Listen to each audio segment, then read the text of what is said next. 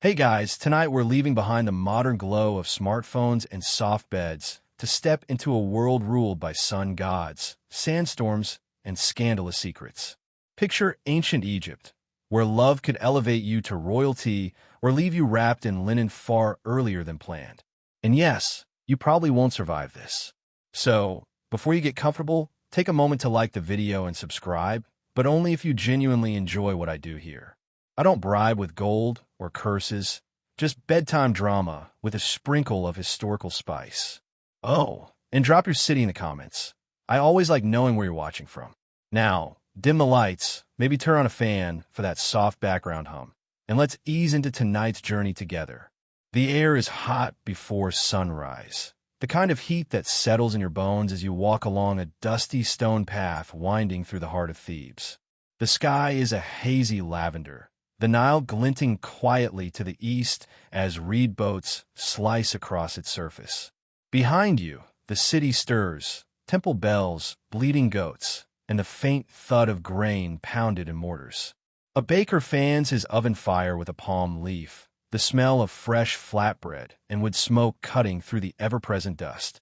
Your tunic sticks to your back. It's late Peril, the growing season, when the floods have retreated, leaving dark, fertile silt.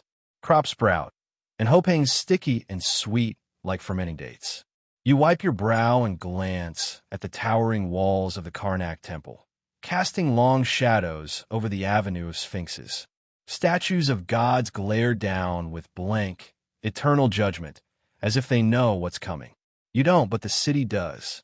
You're not nobility, nor a slave, just part of the in-between world that keeps Thebes running.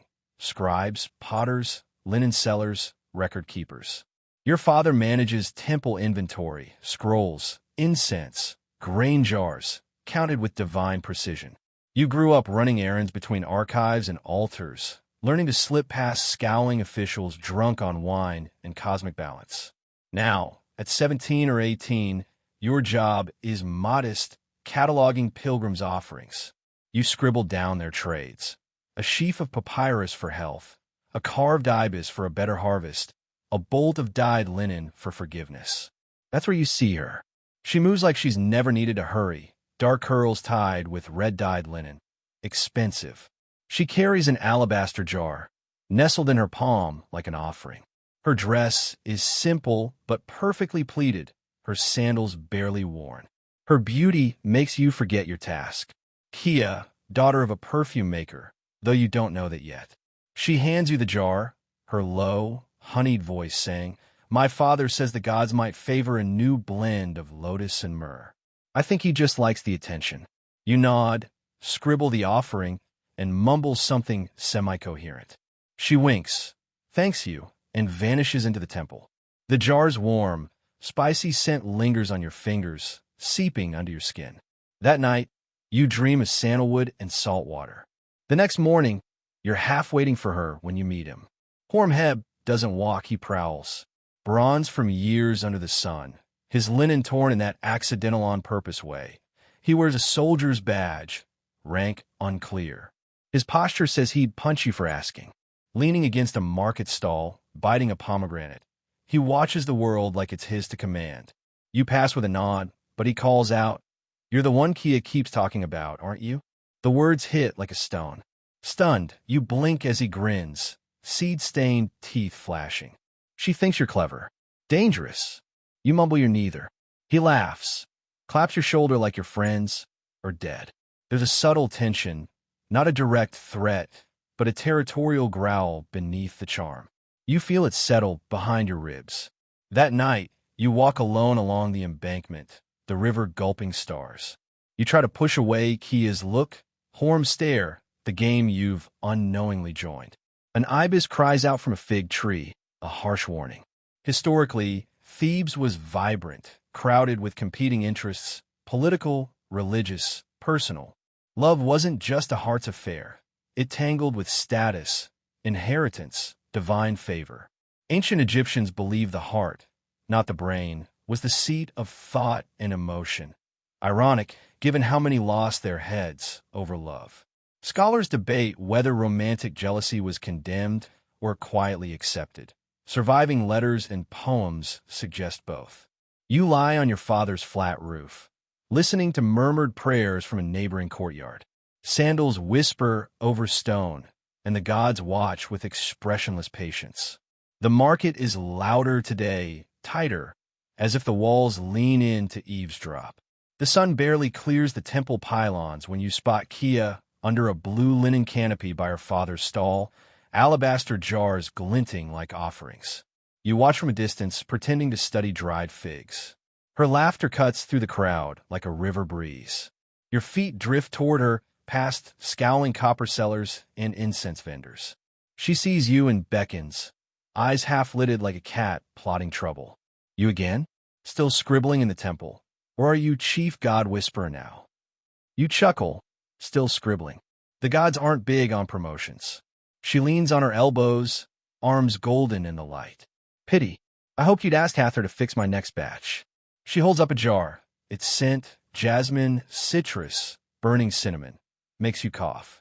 She laughs, still working out the proportions. My aunt says it came in a dream. Maybe a warning. Playfully, she adds, maybe you don't have the nose for danger. You do. It curls around her, rich and addictive. A shadow passes. Hormheb, arms crossed, jaw tight, eyes on Kia. His fingers twitch near his dagger's hilt. She doesn't flinch, straightening slowly. You two haven't been properly introduced, have you? Horm steps forward, offering a calloused hand. Horm, captain in training, soon for the Nubian border. Close friend to this troublemaker. You shake his hand, his grip too tight. Temple inventory clerk, you say. Close friend to nobody, just passing by. Kia's half-smile watches you both like she's betting on who draws blood first. Horm doesn't break eye contact. Maybe you should keep passing by. It's not a threat, not exactly. Kia yawns theatrically. Shall we stop sizing? Nefru, the queen's attendant, sits on a low bench beneath a blooming acacia. One sandal kicked off, her ankle crossed casually. Tall, sharp-eyed, her gold-hemmed tunic barely conceals a dagger at her hip. She's rumored to be the queen's shadow, seeing everything before the pharaoh does. You sit without invitation. I've heard a great deal about you, she says, picking a fig from a silver bowl, juice glistening at her mouth's corner. Not from you, of course. Your mouth stays wisely quiet, but others talk. You swallow. Is that why I'm here? She bites the figure. Partially. Your name keeps appearing in the wrong places, whispered in the wrong ears. You've attracted interest. Your voice steadies. I haven't done anything. Her smile lacks warmth. That's the problem. You're an undefined variable, and in Thebes, undefined things make powerful people twitchy. You glance around the garden. Fig trees, lotus pools, bees humming. What happens now? She sets the fig down delicately. You tell me what I need to know. I don't know what you need. Her obsidian eyes flash. Oh, I think you do. She leans forward. A girl who's smarter than she lets on. A soldier who sees her as his possession. And a temple scribe caught in something much larger than he understands. You protest. I never asked, she cuts you off. Let's not play innocent. The gods don't buy it, and neither do I. Your hands, dirt-stained and inked, feel small. I didn't mean to cause anything. No one ever does, she says. Birds chirp overhead, infuriatingly cheerful. Then she shifts. I didn't summon you to threaten you. I see potential, flexible people, not yet aligned, who can be shaped. You stare. Shaped for what? She stands, brushing her tunic. For the future. The queen has eyes on the temple district. Alignments are forming that don't concern you yet, but they will. We need people who listen. She pauses by the exit. Consider this a warning and an invitation. She's gone, leaving only the scent of figs and crushed flowers. Historically, royal attendants like Nefru wielded immense influence, orchestrating marriages, temple appointments, and alliances behind decorative veils. Gardens were strategic meeting places, private from palace eavesdropping. Scholars debate whether such women were mere court decorators or puppet masters, especially under young or distracted pharaohs. You leave the palace in a daze, heat slamming into you. Guards ignore you. You're not a prisoner, but not free either. You wander the city's edge, avoiding the market's roar. Every whisper, Every glance feels aimed at you. Even the cats seem judgmental. Your feet lead you to Kia's door. You should knock. You do. Minhet, her aunt, fills the doorway, scowling like you're a mouse with ambition. You've got sand on your face and something stupid in your eyes. You blink. Is Kia here? She's not seeing anyone. Silence stretches like a drawn bow. Minhet grunts, stepping back. You're already cursed. Come in. The house smells of basil, burnt myrrh, and something metallic. Purple steam rises from a bubbling pot. Minhet sprinkles powder from an ivory box, her focus suggesting it could kill if she wished. Perfume or poison? You ask. Depend on who buys it, she replies. Kia appears, eyes smudged with coal, braid messy, but her face brightens. I hope you'd be stupid enough to show up. You smile weakly. I try to stay consistent. She touches your arm. You look different. I was summoned to the palace. Her hand drops. What? What? People talking. I met Neferu. Minhet snorts. The queen's shadow. That snake in silk. Kia shoots her a look. She's powerful. Dangerous. You nod, recounting Neferu's warnings, her talk of being watched, of potential. Kia listens, setting down a bowl of crushed petals. She wants something from you, she says. Not just obedience, control. You raise an eyebrow. And what do you want from me? Her answer is soft. Protection? Partnership? Someone who doesn't see me as a prize. Hormheb thinks the world owes him. If he can't buy or fight for it, he claims it. I want to be left alone or followed, but only if I ask. Understand? You do. The room grows warm, purple steam pulsing. Kia tosses you a cloth pouch. Inside, a green scarab amulet wrapped in red thread, etched with hieroglyphs. Protection, she says, or confusion, depending on who's against you. You slip it into your tunic. Minhet mutters, maybe a prayer, maybe a curse. Kia walks you out. Decide soon, she says. This story moves with or without you. Historically, scarabs were functional magic, symbolizing rebirth and protection, often personalized with spells. Some were sold as just-in-case charms, others believed to alter fate. Scholars debate whether they were social insurance or deeply magical. You clutch the amulet, cedar smoke curling somewhere nearby, a shadow watching from a rooftop, a soldier sharpening his blade. On the Nile that night, you drift in a narrow papyrus boat, stars too bright above. Kia appears, carrying a basket, her silhouette goddess-like against torchlight. She climbs in, smirking. You rode yourself? You nod. Didn't think you'd come if I sent a servant. Bold to assume I'd come at all. She hands you wine, bites a figure. This was a sacred ritual, floating after dusk for Hather's blessing. You sip. Are we a couple? Two people in a boat. Close enough for the gods.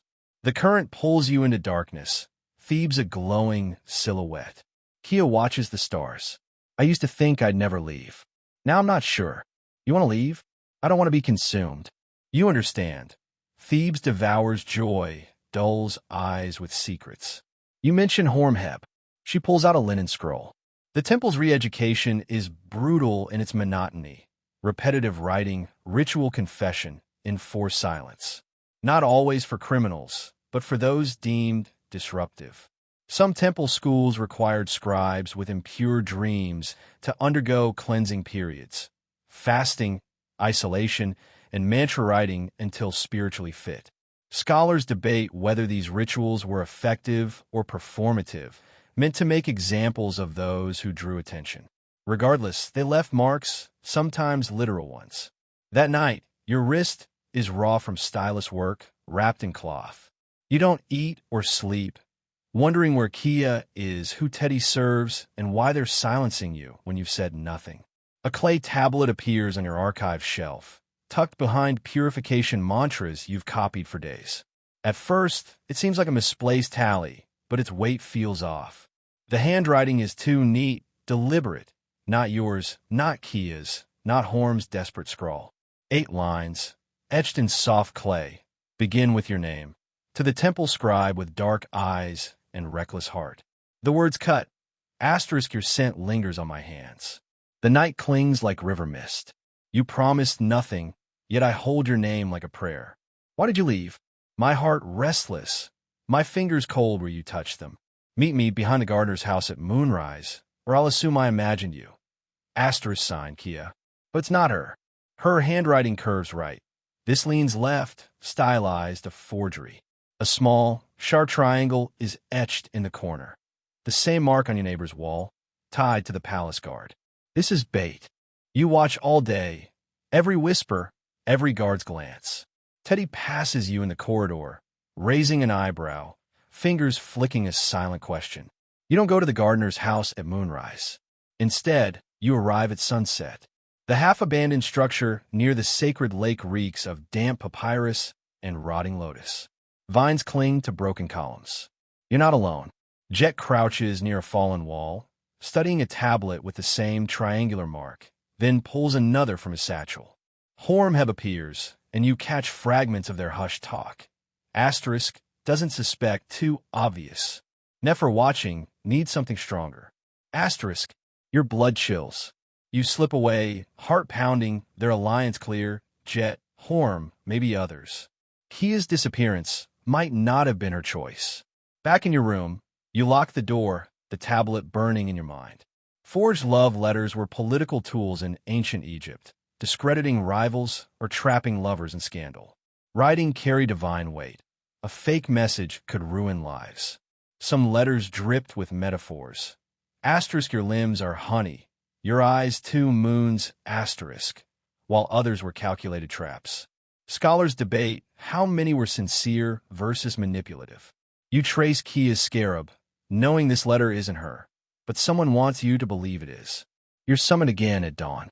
A bird-bone servant girl knocks, saying, asterisk, she wants you.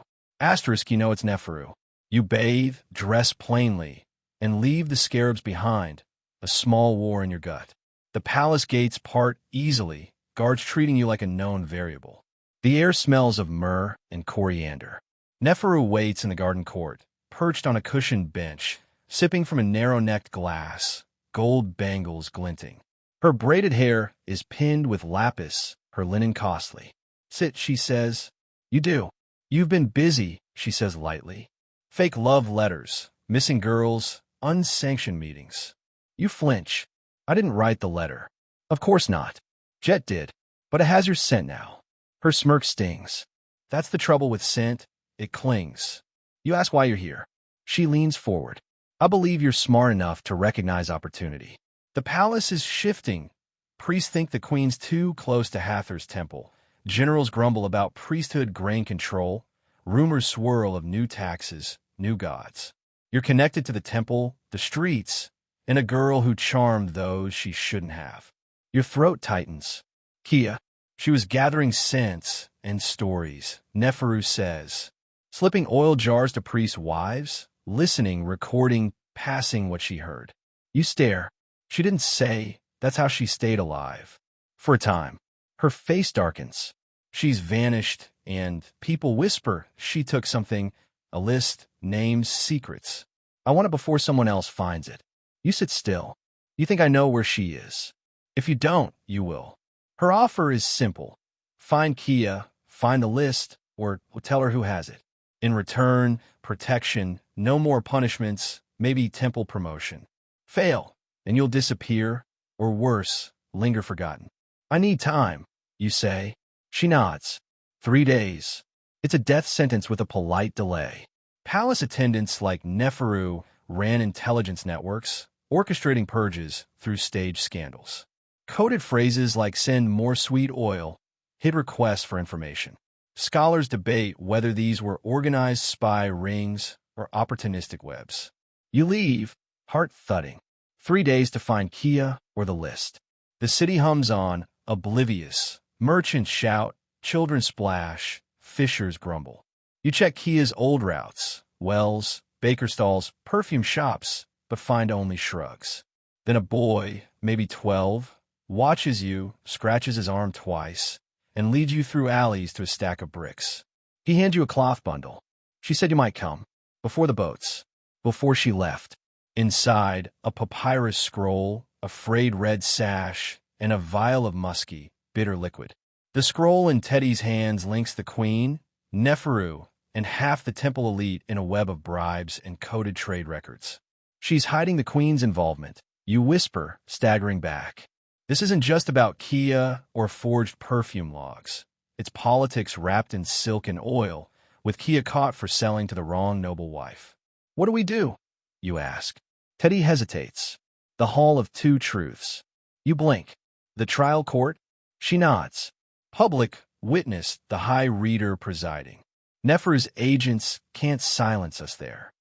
The Hall of Two Truths is an ancient ritual, a spectacle where disputes are weighed for cosmic balance. The heart against the feather of Ma'at. Truth, harmony. Barefoot petitioners recite their case before priests and nobles. Historically, it was mostly theater, but some trials turned real when politics seeped in. Petitioners carved prayers into sandal soles for luck, and scholars debate whether these were justice or control. Teddy wraps the scroll, and you agree to act tomorrow night at the new moon session when the hall will be packed. You return home to find the red symbol on your door replaced by a chalked open eye, a new watcher. That night, you lie awake, the wind whistling. Tomorrow, everything changes. You dress in plain white linen, scratchy and smelling of myrrh, and walk barefoot into the Hall of Two Truths. The hall mimics the cosmos, papyrus pillars, torches and sconces carved with animal-headed judges. The High Reader, in gold-threaded linen, hold a palm staff. A white ostrich feather rests in an oiled dish. Teddy speaks first, steady and fierce, detailing the scrolls, the ledger with the queen's seal, naming Hormheb, Jet, and Neferu. The crowd gasps, robes shift, whispers ripple. The High Reader demands proof. Teddy places a scroll on the altar. You add a second copy, inked on linen, hidden in Kia's coded recipes. Neferu strides in, her lioness mask gleaming, and calls it slander, claiming the transactions were traditional gifts. You counter, voice cracking the silence, presenting the translated ledger. The High Reader initiates the heart-weighing ritual. A priest sets up a bronze scale, your scroll on one side, the feather on the other. Nile water is poured over the feather's plate. You speak of Kia's disappearance, the scarabs, the forged letter, Hormheb's threats, and Neferu's offers, asking only for acknowledgement. The plates balance perfectly, a divine sign. Neferu's smile falters as guards block her exit. The High Reader declares the gods have spoken, adjourning until moonrise tomorrow. Historically, a balanced scale was divine approval, though priests sometimes tampered with results. Scholars debate whether these trials were justice or theater. Leaving barefoot, you feel hope. Near the shrine of Hatshepsut, you overhear an old man claim he saw Kia at the river stalls, disguised as a temple servant. You rush to the Nile district, pushing through the market's chaos, and spot her. Linen-wrapped head, stooped posture, but her laugh unmistakable. She slips away, but you follow her into a stone corridor. You weren't supposed to find me, she says, turning. You're not good at hiding, you reply. She admits Minhet lied about her leaving to protect her. I ran because they came from me, she says. I found records tied to the queen's household. Neferu's erasing evidence. You tell her about the trial, the scrolls, and the queen's seal. Her eyes widen. You don't know how deep this goes. She reveals a second scroll, hidden in the temple laundry quarters, with the queen's personal instructions. You plan to retrieve it together after sunset, with Teddy. Historically, temple laundries, staffed by women, were secret sanctuaries, hiding scrolls and fugitives. Scholars debate how many women acted as informants, encoding secrets in recipes or letters. The trial resumes at a banquet in the Hall of Two Truths, draped in red and gold silk, lanterns casting restless shadows. Everyone wears masks, falcons, cats, crocodiles, except the High Reader. Your scarab mask feels stifling. Neferu, in a lioness mask, toasts arrogantly. Kia enters through a servant's passage, unmasked, and declares, I was erased, not gone. She presents her scroll, matching the others, and recounts her discovery of the corruption. Neferu dismisses her as a merchant's daughter, but the High Reader insists truth needs no title. The heart weighing is called.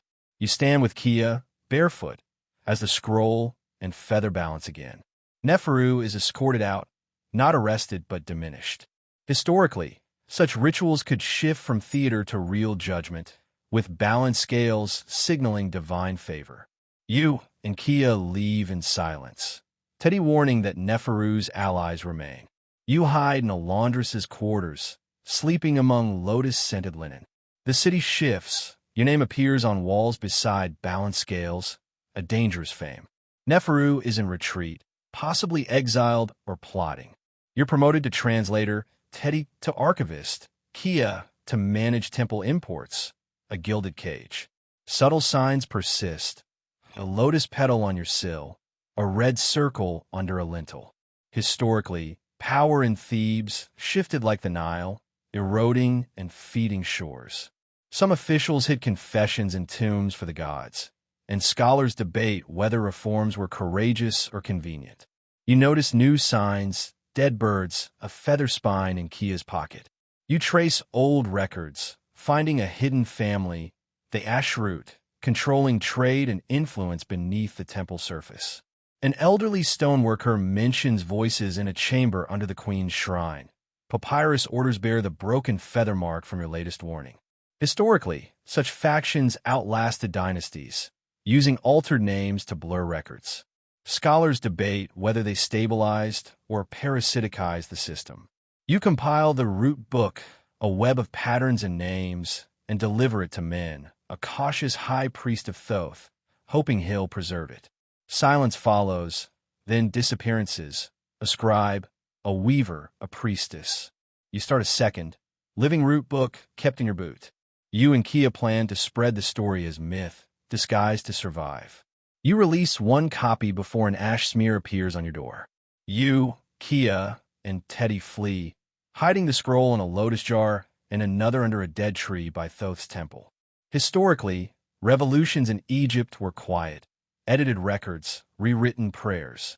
Scribes hid protests in poetry, like hymns that were satires when rearranged. Scholars debate whether history is what happened or what was written. Years later, Thebes has changed. Teddy is south, spreading the story.